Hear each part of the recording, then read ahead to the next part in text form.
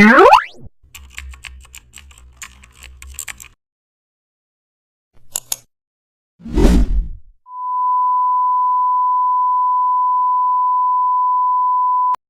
back to the channel, and don't forget to like, share and subscribe for more updates. Today we are diving into an exciting tutorial how to turn a photo into a futuristic blueprint. Open any subject or building photo, distort it black and white, apply fine edges filter for wire outlines, invert the colors using Ctrl plus I.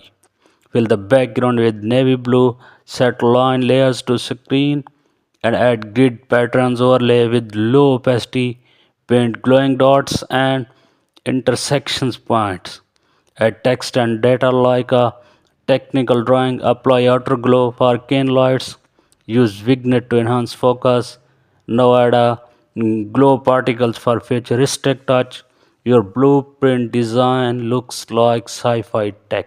Thanks for watching.